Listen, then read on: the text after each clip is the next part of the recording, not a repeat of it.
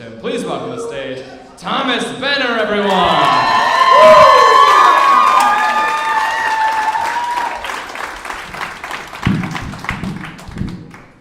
Thank you. So my wife and I recently celebrated our first wedding anniversary. Thank you. Been together a total of 8 years. This past year we were married, the 7 before that. As my grandma says, we were living in sin. I like being married though, because I don't have to date anymore. I was never very good at that growing up. How I used to try to impress girls was by writing songs for them on my guitar. So in high school, I was that loser.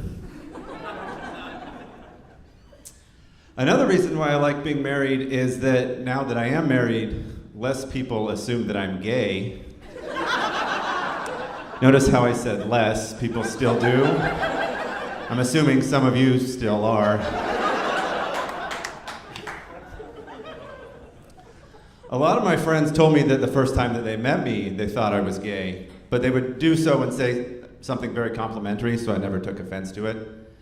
For example, I had a friend, he told me, "Hey Thomas, the first time I met you, I thought you were gay because you're really nice and you have good hair." So I was like, that's nice of you. I'm not gonna get mad at that. That's cool. I have another friend who told me, "Hey Thomas, the first time I met you, I thought you were gay, and I still do." And that person is my wife.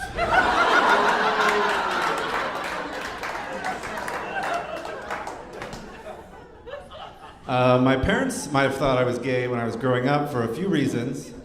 One of them, and no joking, I actually did this, in the 3rd and 4th grade I would come home from school every day and I would watch the Rosie O'Donnell show. Maybe a red flag on that one.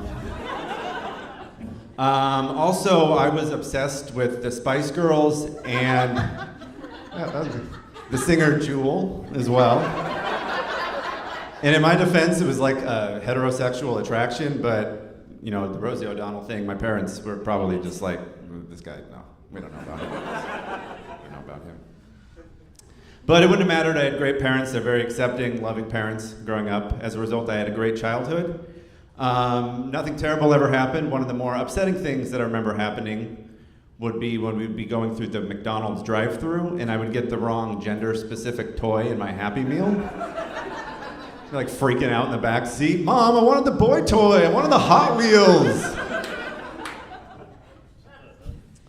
Had a great dad too. My dad is the nicest person I've ever met.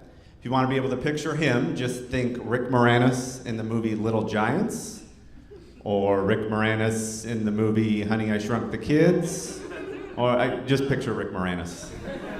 That joke would have killed 20 years ago. Not so much now. My dad was a little budget conscious growing up. One of the things he would do is that he would repurpose fast food bags as our lunch bags. So he'd put our lunch in them, we'd take them to school, pull them out at lunch. The kid would be like, "Sweet man, you got McDonald's?" "Nah, my dad's just cheap." "Oh cool man, you got Arby's?" "Nah, we just had 5 for $5 last night." It's probably like tuna fish or something. As great as they were though, my parents said things that embarrassed me or kind of grossed me out like all parents do inadvertently. I feel that a lot of the kids that I grew up with, our generation, we started calling them flip-flops because we didn't want to hear our parents call them thongs. So one time I was in JCPenney and my mom yells from across the store, "Hey Thomas, do you need a new pair of thongs?" And I was completely mortified. There were girls walking around that I was trying to impress wearing actual thongs. And it was already hard enough because they wouldn't let me bring my guitar into the store. And they probably thought I was gay. So. Very, very proud parents though, overly proud parents. I don't know if you know the type. They're too proud of me in the way that some 40-year-old white men are too proud of their credit score. Yeah, but luckily for me, I'm not too overconfident because I have a wife who frequently reminds me of my own credit score, though.